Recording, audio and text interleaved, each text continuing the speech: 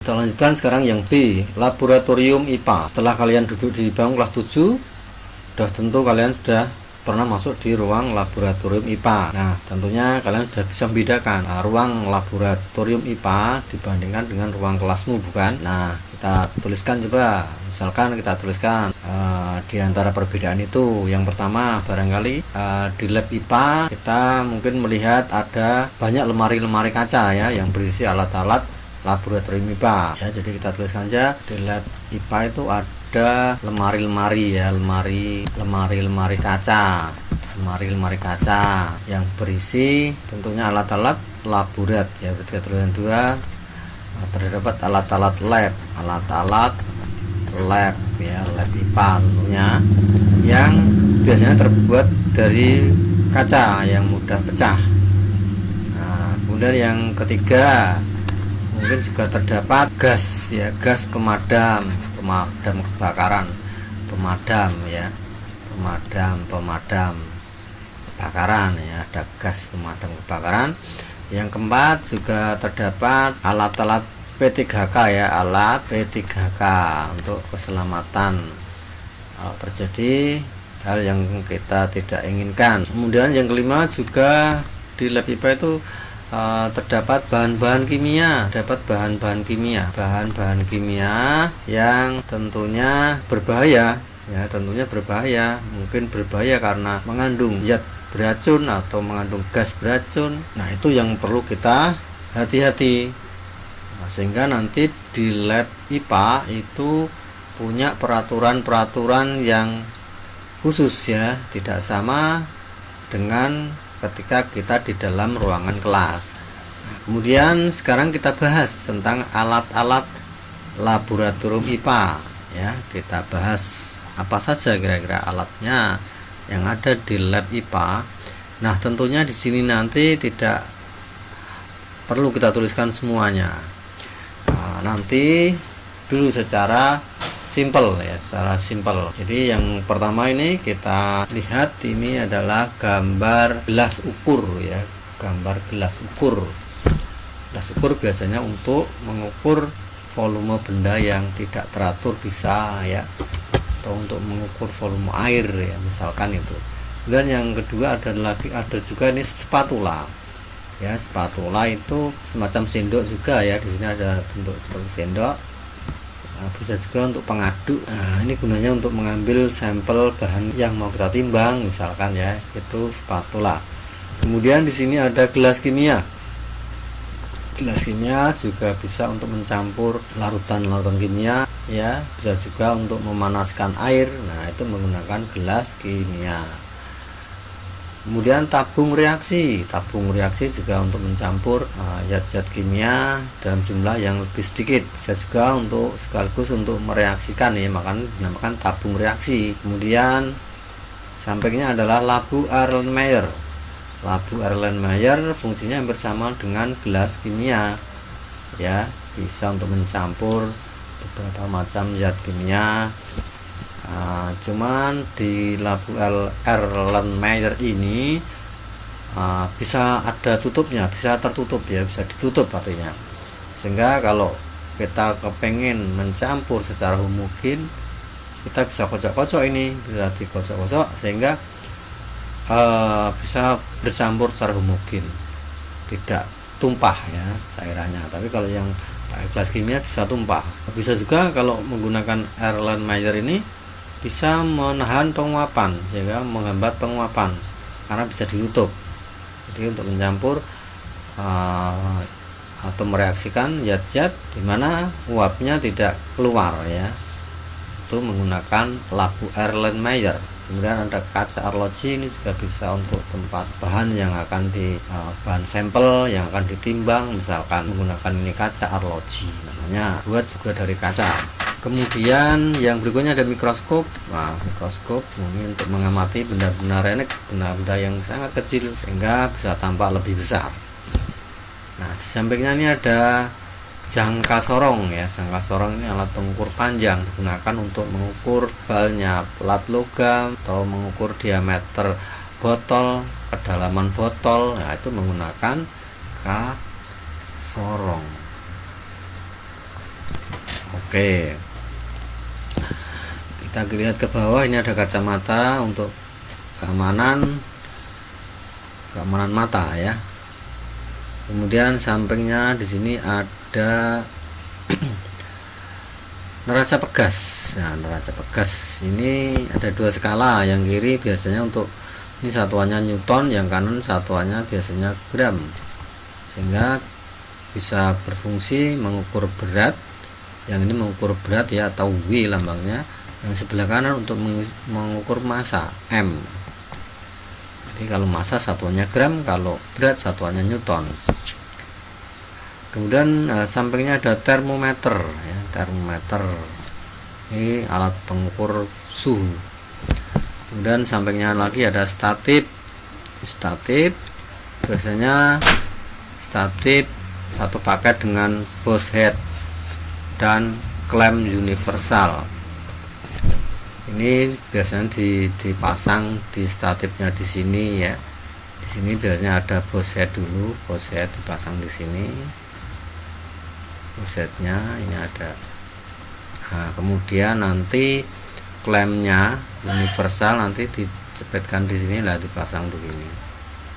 Nah, klemnya dipasang di sini. Nanti untuk apa? Untuk pegangan. Untuk pegangan atau untuk tempat termometer atau untuk yang lain lah ya, itu statif ya, statif. Jadi satu paket dengan Bose head dan klem. Berikutnya ada segitiga porselin. Ini segitiga porselin. Nah, fungsinya hampir sama dengan kaki tiga untuk kaki tiga apa, kawat kaca ya, untuk penyangga penyangga gelas kimia atau cawan porselin ya, untuk pembakaran ketika untuk memanaskan air misalkan, atau memanaskan zat-zat kimia. Kemudian di sampingnya ada tang crucible. Nah, ini berfungsi bisa juga untuk menjepit, juga bisa ya, untuk memegang. Oke, itu hanya sebagian saja yang kita perkenalkan di sini. Barangkali nanti kita bisa membuat videonya yang lebih komplit ya, lebih komplit dan sekaligus cara penggunaannya. Oke, sekarang kita lanjutkan menggambar diagram alat laboratorium. Nah, ketika kita membuat laporan praktikum, nah tentunya nanti ada langkah-langkahnya, dimana di dalam langkah-langkah kadang-kadang kita juga perlu menggambarkan urutan kerjanya dengan cara menampilkan alat laboratnya yang digunakan. Nah, agar lebih mudah kita membuat gambaran dari alat laboratnya itu, maka kita gambar yang paling simpel, paling sederhana, itu hanya dengan 2 dimensi saja. 2 dimensi ya berarti tidak 3 dimensi ya, jadi lebih sederhana gambarnya, cuman panjang dan lebar saja, tidak usah pakai ketebalan seperti ini ya. Contohnya kertas saring dan corong ya, cukup digambar yang seperti ini. Kemudian gambar tabung reaksi ya, digambar cuman begini ya. Kemudian gelas kimia atau gelas beker digambar seperti ini, dan gambar Erlenmeyer bisa juga dibuat seperti ini. Nah, ini hanya sampel saja beberapa alat laborat. Lanjutnya adalah tentang menjaga keselamatan di laboratorium IPA. Nah, di laboratorium IPA biasanya ada beberapa bahan atau mungkin ruangan-ruangan, ada simbol-simbol seperti ini ya. Ada simbol-simbol ini ada tujuannya untuk menjaga keselamatan. Jadi kalau ada simbol yang gambarnya seperti ini, artinya ini kan gambar api ini ya, berarti artinya bahan ini yang ditempeli ini tuh bersifat mudah terbakar ya. Jadi jangan mendekatkan barang-barang yang mudah terbakar dengan bahan ini begitu ya, atau jangan mendekatkan api ke bahan yang ditempeli logo ini ya. Jadi hati-hati, nanti bahan ini bisa menyambar atau api bisa menyambar bahan ini sehingga terjadi kebakaran itu ya, hati-hati. Kemudian ada yang kedua, ini mudah teroksidasi. Ini lambangnya seperti ini, hampir sama dengan api ya, tapi ini mudah teroksidasi, itu mudah bereaksi dengan oksigen ya. Oksidasi itu oksigen, bereaksi dengan oksigen maksudnya. Jadi kalau bahan ini dibuka terus ketemu oksigen, nah gampang teroksidasi sehingga akan berubah kandungannya, berubah fungsinya ternyata. Ibaratnya kalau buah itu, misalkan buah apel, kalau kita kupas kemudian kita taruh di meja, nah ini nanti gampang teroksidasi ya, bereaksi dengan oksigen sehingga yang sudah kita kupas tadi warnanya jadi coklat biasanya. Nah itu namanya mudah teroksidasi ya. Jadi tentunya buah yang sudah teroksidasi itu menjadi berkurang kandungan vitamin C nya. Nah begitu ya. Kemudian gambar berikutnya berbahaya bagi lingkungan. Ini ya, yang ini berbahaya bagi lingkungan. Ini ada gambar pohon, ada gambar laut, dan ada gambar ikan. Berbahaya berarti ini kalau bahan ini sampai terbuang di sembarang tempat, lah ini merusak lingkungan, mencemari lingkungan. Gambar berikutnya adalah mudah meledak. Nah, ini ada gambarnya ledakan. Jadi hati-hati dengan bahan di sini. Biasanya bahan di sini bisa untuk membuat petasan, karena bisa mudah meledak. Jadi harus hati-hati. Berikutnya gambar ini gambar tengkorak dan tanda silang, ini artinya bahan ini beracun. Gambar bahan yang beracun sehingga jangan sampai kita makan di laborat. Nah nanti kadang-kadang ada bahan ini bisa kececer misalnya, itu harus hati-hati. Kemudian yang gambar silang ini artinya iritasi. Iritasi itu sejenis gatal-gatal misalkan ya, di kulit berwarna merah kemudian gatal-gatal, itu namanya iritasi ya. Jadi kalau mengenai tanganmu kena bahan ini atau bahan ini mengenai tanganmu, nah itu gampang terjadi iritasi ya, gatal-gatal misalnya. Kemudian gambar berikutnya ini korosif ya. Korosif itu namanya berkarat ya, jadi menyebabkan benda mudah berkarat kalau bendanya logam. Jadi kalau ada logam kemudian kena bahan ini, bahan yang ditempeli logo ini, maka logam itu nanti bisa berkarat. Jadi hati-hati kalau orang bawa emas, kena ketetesan ini atau kena bahan ini ya nanti rusak ya emasnya, misalkan begitu ya. Nah di samping itu korosif kalau mengenai tangan juga menyebabkan tangannya bisa rusak. Tanda seru ini berarti berbahaya ya, berbahaya. Nggak tahu berbahaya bagian apanya, ini jelas ini berbahaya. Nah, begitu ya, itu tentang arti simbol-simbol dalam bahan yang ada di laboratorium.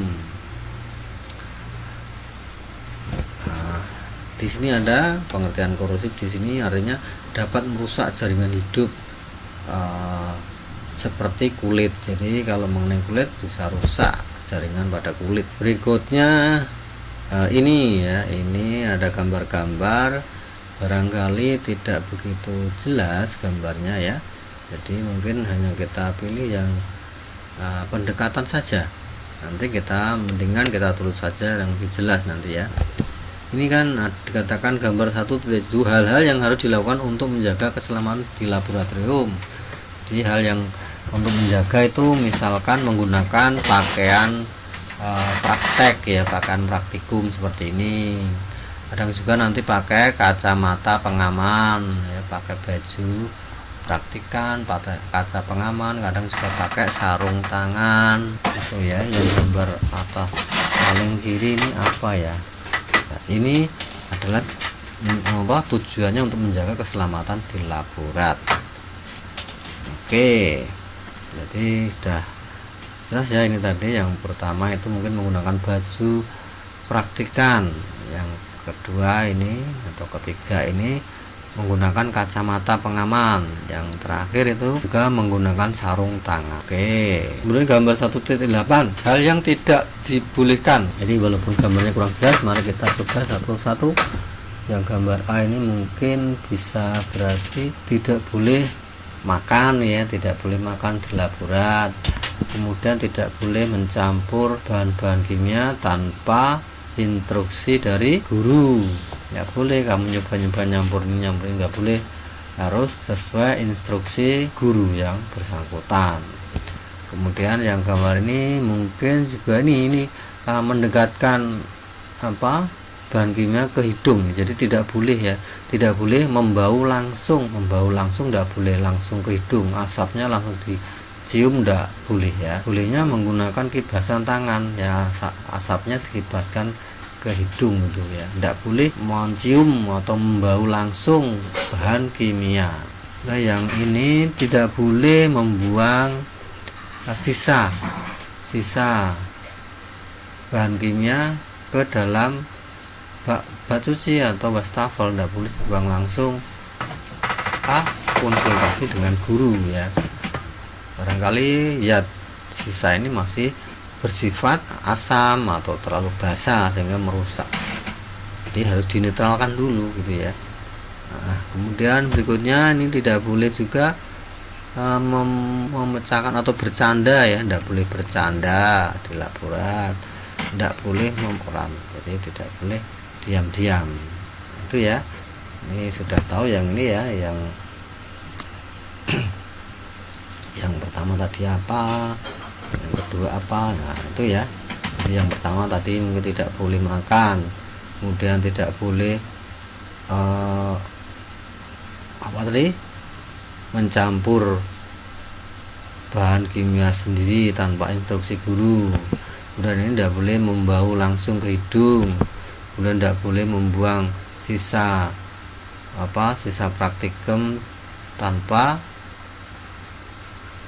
konsultasi dengan guru.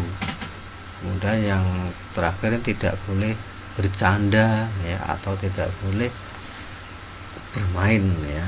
Itu kira-kira seperti itu dalam menerjemahkan gambar yang ada.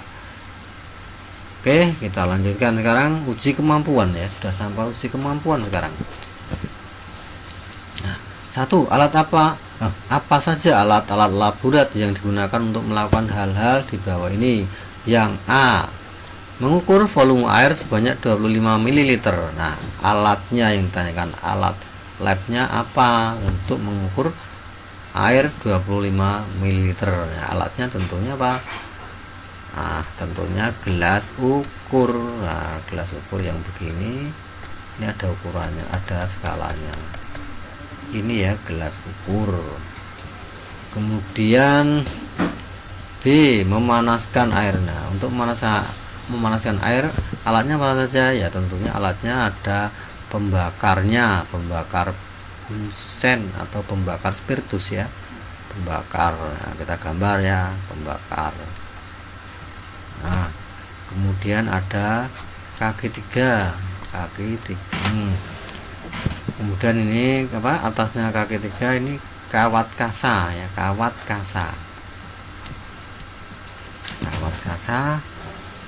Kemudian atasnya adalah gelas kimia.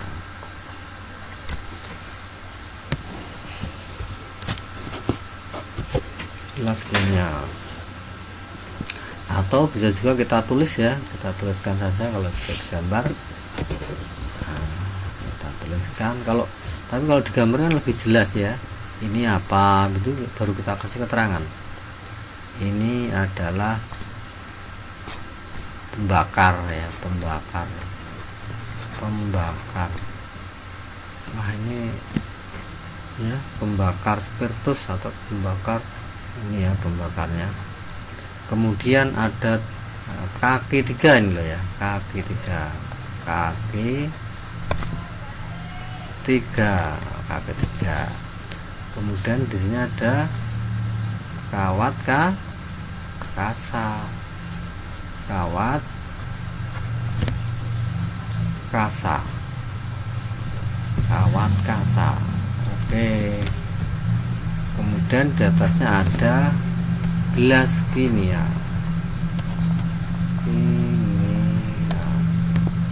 gelas kimia. Oke, itu yang dibutuhkan untuk memanaskan air. Yang ini tadi menggunakan ini ya, ini nah ini namanya apa? Namanya gelas ukur, gelas ukur, gelas ukur ya. Oke, yang C sekarang mengukur suhu air setelah dipanaskan. Nah, untuk mengukur suhu pakai apa, termometer ya, pakai termometer. Kita tulis di mana? Oh, sini aja, enggak apa wes, termometer. Nah, termometer. Yang D, mencampur bahan kimia dalam jumlah yang sedikit. Nah, berarti yang jumlah sedikit untuk mencampur bahan kimia jumlah sedikit itu pakainya tabung reak. Nah, kemudian yang E, mengambil garam untuk ditimbang sebelum digunakan. Nah, berarti ngambilnya pakai spatula, kemudian nanti setelah itu bisa dimasukkan dimasukkan atau ditempatkan di cawan Petri juga bisa ya, kaca arloji juga bisa, kaca arloji atau cawan Petri juga bisa ya. Kemudian kaca arloji boleh, kaca arloji untuk madai tadi ya, garam. Kemudian yang F, mengaduk garam agar dapat larut dalam air ya, jelas menggunakan batang pengaduk. Oke, itu nomor 1 sudah kita bahas. Nomor 2 sekarang, bandingkanlah alat-alat laborat berikut dengan menyebutkan persamaan dan perbedaannya. Jadi batang pengaduk dengan spatula persamaannya apa? Sama-sama bisa untuk mengaduk. Perbedaannya apa? Perbedaannya ya kita tulis dulu ya, sama-sama sebagai pengaduk, bisa untuk mengaduk. Perbedaannya kalau spatula ya, perbedaannya kalau spatula itu juga bisa untuk mengambil bahan kimia atau sampelnya ya. Jadi fungsinya lebih banyak spatula. Kalau batang pengaduk hanya mengaduk, kalau spatula mengaduk bisa dipakai untuk mengambil sampel bahan kimia juga bisa. Itu perbedaannya. Yang B sekarang, yang A sudah, sekarang yang B, gelas kimia dan lambung Erlenmeyer tadi sudah di atas sudah disebutkan persamaannya sama-sama untuk mencampur bahan kimia atau melarutkan bahan kimia. Perbedaannya kalau Erlenmeyer itu bisa ditutup sehingga bahan kimia bisa dikocok-kocok lebih homogen nantinya. Juga bisa untuk menahan keluarnya uap, itu bisa kalau Erlenmeyer ya, karena ada tutupnya. Kalau gelas kimia nggak bisa ditutup ya kan. Oke, sekarang ini nggak usah ditulis ya, ini rada meletot tulisannya.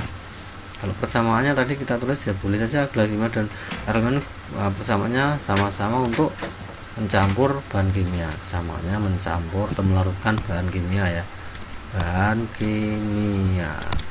Perbedaannya Erlenmeyer itu ada tutupnya, nah, sehingga bisa digoyang-goyang nggak tumpah airnya.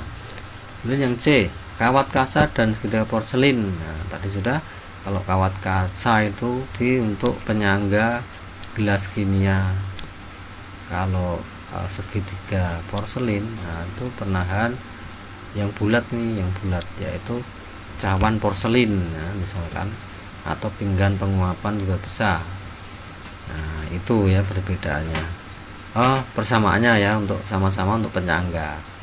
Kalau perbedaannya, yang segitiga porselin biasanya penyangga dari ini cawan porselin ya, cawan porselin, penyangga cawan porselin ketika untuk memanaskan. Kalau kawat kasa itu penyangga gelas kimia ketika untuk memanaskan air. Tuh ya perbedaannya. Ini persamaan apa? Sama-sama untuk mencampur bahan kimia atau melarutkan. Yang di sekarang tabung reaksi dan cawan penguap. Nah ini cawan penguap, tabung reaksi yang gambarnya seperti ini. Kalau cawan penguap bentuknya seperti ini, terbuat dari porselin ya. Nah ini sama-sama untuk mereaksikan 2 zat dalam jumlah sedikit. Mereaksikan 2 zat dalam jumlah sedikit ini juga sama ya, 2 zat dalam jumlah campur bisa. Cuman kalau ini perbedaannya ini untuk suhu yang tinggi ya, yang menggunakan cawan penguap itu suhunya tinggi. Perbedaan lain berarti cawan penguap bisa untuk memisahkan pelarut dan zat yang terlarut, itu cawan penguap. Misalkan mau memisahkan larutan garam, dipisahkan garam dan uapnya. Jadi garam yang sudah terlarut dalam air bisa dipisah, diambil garam dengan sana dipanaskan di sini di cawan penguap. Nah namanya ya. Oke, tapi kalau tabung reaksi kan tidak bisa pakai suhu yang tinggi. Kalau ini pakai suhu yang tinggi bisa. Persamaannya sama-sama untuk mereaksikan 2 zat dalam jumlah yang sedikit. Nah itu diingat-ingat karena tidak saya tulis di sini ya, kamu bisa nulis sendiri. Berikutnya perhatikan gambar ini ya, ini gambar apa atau gambar kegiatan di lab ini. Wah ramai sekali ini. Nah ini kira-kira pelanggarannya apa saja di sini. Nah tapi ini gambarnya kurang begitu jelas ya. Apakah pendapat kalian mengenai kejadian pada gambar di atas? Tuliskan semua peraturan yang dilanggar dan juga sarankan bagaimana memperbaikinya. Nah ini banyak pelanggaran, coba tunjukkan pelanggarannya apa saja. Nah ini enggak jelas, misalkan yang ini ya, ini membau, ini membau secara langsung ya, ini yang tidak boleh membau uap zat yang bereaksi secara langsung ke hidung, itu tidak boleh. Ini yang ini adalah membuang sisa hasil reaksi ya, atau bahan-bahan kimia sisanya dibuang ke wastafel tanpa instruksi guru atau tanpa konsultasi dengan guru ya, tidak boleh. Ini pelanggaran berarti ya, harus konsultasi maksudnya. Kemudian yang tidak boleh lagi pelanggaran lagi ini di sini ini gojek ya, atau bermain bercanda. Ini canda tidak. Kemudian tidak boleh lagi di sini mungkin ada yang makan ya, ini melanggar nih, pelanggarannya makan di ruang lab, membau, dan dia membuang sisa bahan sembarangan, ada yang makan, ada juga yang bercanda. Nah ini juga tidak boleh ya. Oke, yang nomor 4, gambar diagram 2 dimensi untuk susunan alat secara lengkap yang digunakan untuk memanaskan air yang suhunya akan diukur setiap 3 menit. Nah memanaskan ini berarti gambarnya yang tadi sudah saya gambar ya. Nah, sudah saya gambar tadi, mana ini ya gambarnya ini cuman kan mau diukur termometernya, berarti termometernya ditaruh di sini nanti ya, dicelupkan di sini setiap 3 menit. Jadi diagramnya gambarnya begini kira-kira ya, atau bisa digambar lagi kalau mau digambar lebih jelas. Lebih jelas ya, berarti ini kira-kira ini ada gelas kimia begitu toh, gelas kimia ada skalanya. Oh ini dibuat 2 dimensi ya, 2 dimensi ya, berarti tinggal gini aja lah. Ini udah 2 dimensi, nggak usah dikasih macam-macam. Kemudian ada termometernya di sini, karena setiap 3 menit ya, berarti ini nanti kalau kita pegangi termometernya kan capek, berarti ini bisa dipasangkan atau disipit menggunakan klem universal. Menggunakan apa? Menggunakan statif, bisa ya, menggunakan statif. Nah, menggunakan statif biar apa? Biar nggak capek pegangi ya.